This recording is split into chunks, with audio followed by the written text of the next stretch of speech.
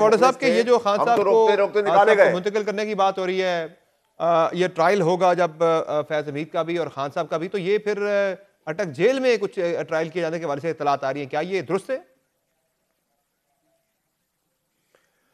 देखिए जी, अभी तो मुझे फिलहाल कोई ऐसी चीज़ पॉसिबिलिटी नज़र नहीं आ रही, लेकिन अगर ऐसी कोई तोड़ फोड़ की या धावा बोलने की बात होगी तो 1.5-2 महीने में देख लेंगे, फिर उस वक्त बदलनी होगी बदल देंगे।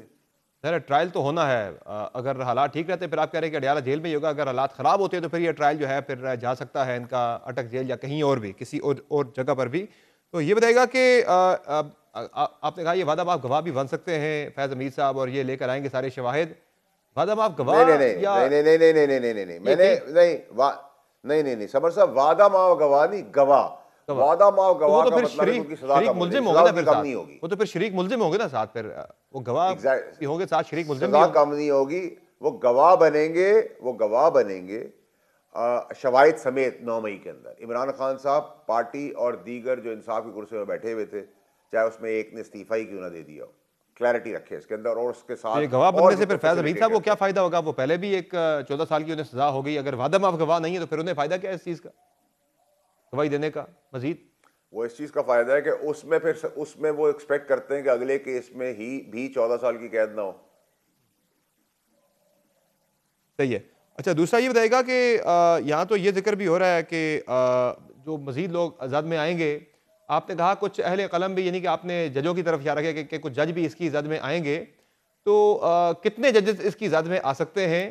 और क्या बाजवा साहब भी इस मजीद जो आगे मामला बढ़ना है उसकी जद में आ सकते हैं? क्योंकि बात तो कर रहे हैं, कुछ हुकूमती वज़रा बात कर रहे हैं कि बाजवा साहब भी इसकी जद में आ सकते हैं, आप कुछ जजों की बात कर रहे हैं, कौन कौन है, कितने लोग हैं जो मजीद इस ट्रायल की जद में आएंगे? देखिए, अरले तरले तो बहुत सारे होंगे, लेकिन जहाँ तक बाजवा साहब की आपने बात की है, तो बाजवा साहब की इनकॉम्पिटेंस और नाअहली तो बिल्कुल है, लेकिन क्योंकि DGI ऐसा खुद एक बला होता है और वज़ीर आज़म उसका मिल जाए, गठजोड़ हो जाए और उसकी पावर प्राइम मिनिस्टर की मिल जाए तो वो डबल बला बन जाता है।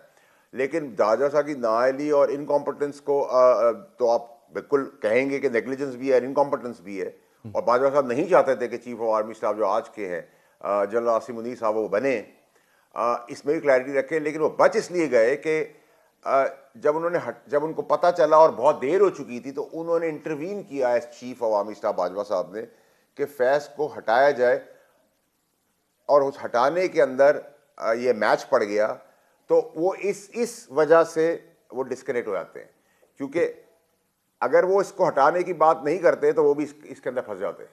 तो वो अब उनकी किस्मत अच्छी थी या टाइमिंग जैसी थी। यू आर सेइंग कि जनरल बाजवा इज क्लियर, उनके बारे में कुछ भी नहीं है, जो कि मियां नवाज शरीफ भी कई मुकामात पर उनके हवाले से बात करते आए हैं कि उनका हिसाब किताब होना चाहिए, इशारा उनकी तरफ करते हैं, नून लीग के कुछ लोग भी इशारा कर रहे हैं उनकी तरफ, लेकिन आप कह रहे हैं कि ही इज क्लियर, उनके ऊपर कुछ भी नहीं आएगा ऐसा मामला।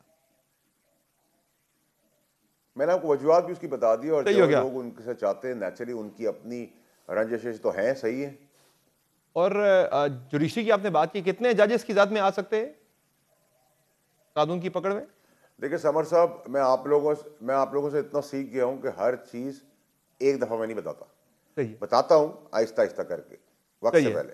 अच्छा, दूसरा ये बताएगा वाड़ा साहब कि ये जो DGISPR की प्रेस कॉन्फ्रेंस थी उसके बाद फिर फैज़ हमीद साहब को सज़ा का मामला जो है, इसके बाद पाकिस्तान तहरीक इंसाफ काफ़ी डिफेंसिव हुई है, काफ़ी बैकफुट पर गई है, तो क्या समझते हैं आप, ये इन दो चीज़ों की वजह से तहरीक इंसाफ के रवैये में जो तब्दीली आई है, ये तब्दीली तहरीक इंसाफ को कुछ सियासी फ़ायदा भी दे सकती है, या जो उनकी मुश्किलात है वो कम नहीं होनी, आपको मज़ीद बढ़नी है? देखिए सर, एक तो आपने गलत कहा है, टेंड टू डिसएग्री हम्बली, कि वो बैकफुट पे नहीं, कि वो लेट गई है, और ये बहुत अच्छा खुशाइन चीज़ है, और यही सियासत होनी चाहिए कि आप सियासत पे सियासत करें। आप बैकफुट पे जाना तो खुशाइन होता है, लेट जाना खुशाइन नहीं होता वाड़ा साहब के।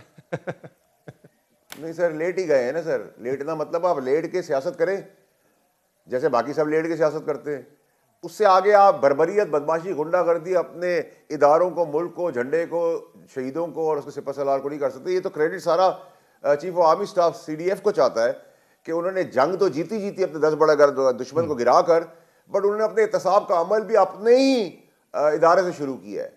तो there is no two way about it. सबके लेट जाने से तो सियासत कमजोर नहीं होती, जमहूरियत कमजोर नहीं होती जब सभी लेट जाएं?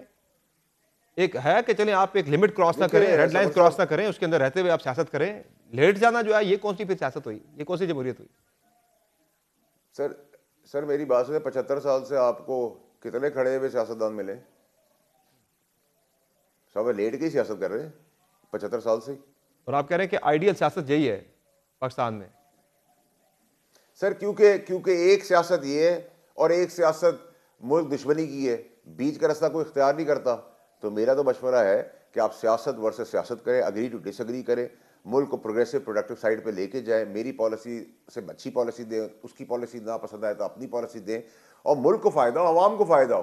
तो अपनी सही। ज़ाती फैसलों के फ़ायदों के अंदर सियासत हो रही है, और उसके अंदर सब कॉम्प्रोमाइज़ और लेटे हुए थे, हैं, और शायद आने वाले वक्तों में भी हों। अच्छा, ये जो तहरीक इंसाफ के रवैये में तब्दीली आई है वाड़ा साहब, ये आने वाले दिनों में तहरीक इंसाफ के लिए जो मुश्किलात हैं वो कम कर सकती है? कोई मुफाहमत का दरवाज़ा खुल सकता है या सख्ती मज़ीद बढ़नी है, अब सख्ती कम नहीं होगी?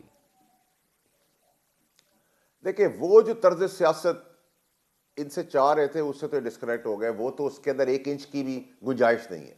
बर्बरियत मैंने वर्ड यूज़ किया था, और इबरत, कानूनी तौर पर इबरत बना देंगे, ताकि कोई ऐसी सियासत का तस्वुर भी आगे ज़िंदगी में ना कर सके, ना आज, ना कल, ना आने वाले कल में। जो मैंने आपको लिस्ट दी है उसमें चीज़ें, उनमें टिक लेट हो सकते हैं कि वो, जैसे अभी मीठा मीठा बात कर रहे हैं, वो कह रहे हैं हमें जर्मन लैंग्वेज में बता दिया था, मिसाल के तौर पे दे रहा हूँ, या फारसी में बताया था कि हम फौज के बारे में नहीं करना चाहते हो, उसमें हमारा कोई ताल्लुक नहीं है, और मीठी मीठी बातें हो रही है। और आरजी नाहल सीएम साहब भी ये कह रहे हैं कि हमने तो बात करने की बात कर ली है। तो देर हो सकती है, उसमें ज़रा सी मोमेंटम लाए, बीर बरियत, बदमाशी, गुंडागर्दी के ठोका-ठक टिक एक दिन में भी लग सकते हैं, एक-एक के बाद लग सकते हैं, और कुछ टिक देर में भी लग सकते हैं। और फिलहाल ये तो जिस तरह सब से उनके तरीके पास है। साफ का जो -1 बिहेवियर अब तबदला है उन्होंने जो उससे गवर्नर डिमांड राज की तो है, फिलहाल टल गया है फॉर टाइम बीइंग ना, ऐसा ही नहीं है? टाइमिंग टल गया, बिल्कुल डिले हो गया, बिल्कुल। अभी जब मैं आपसे बात कर रहा हूँ, लेकिन ये आप बात याद रखें कि इसमें बड़ी क्लैरिटी रखें कि तहरीक इंसाफ इमरान खान की रिहाई से लेके मुलाकात तक आ गई है, डी चौक से निकल कर वो गवर्नर KP के हाउस तक आ गई है। तो आप कौम को नज़र आ रहा है, मैं कहता था एक कॉम्प्रोमाइज़ है, मैं इसीलिए निकाला गया था कि ये सब इमरान खान को उस जगह पे ले जाना चाहते हैं जहाँ से इनको फ़ायदा हो। उसको तो अभी तक कोई फ़ायदा नहीं हुआ, उनको तो किसी किस्म का कोई फ़ायदा नहीं हुआ।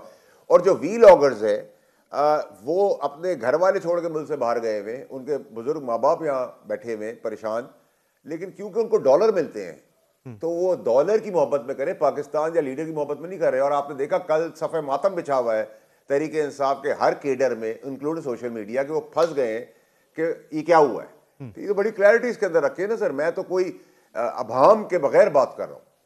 ये तो वाड़ा साहब ये बताइएगा कि फिर क्या होगा? यानी आप कह रहे हैं कि चीज़ें डिले भी हो सकती हैं, और ये जो तरीके साफ पे पाबंदी की बात हो रही थी वो मामला भी फिलहाल टलता हुआ ही दिखाई दे रहा है। ये तो अंडरस्टूड है ना, -1 का मतलब क्या है? चलो, लेकिन माइनस वाली बात तो किसी ने की नहीं है,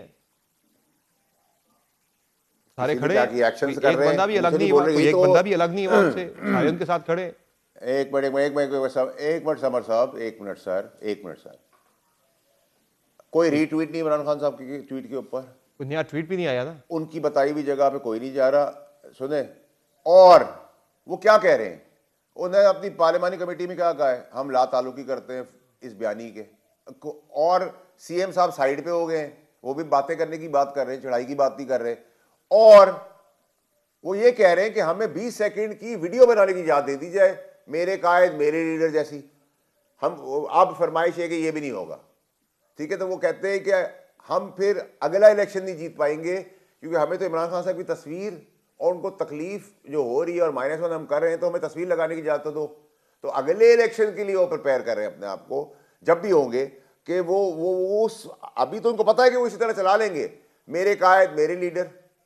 इमरान अहमद खान न्याजी जोर से बोलेंगे, उसकी 10 सेकंड की वीडियो बनेगी, सब साइड पे हो जाएंगे और एंजॉय करेंगे। कोई झंडा एंजॉय करेगा, कोई गाड़ी एंजॉय करेगा, उसको बटन से करेगा, कोई खाने एंजॉय करेगा, कोई पैसा एंजॉय करेगा, कोई इक़्तिदार एंजॉय करेगा।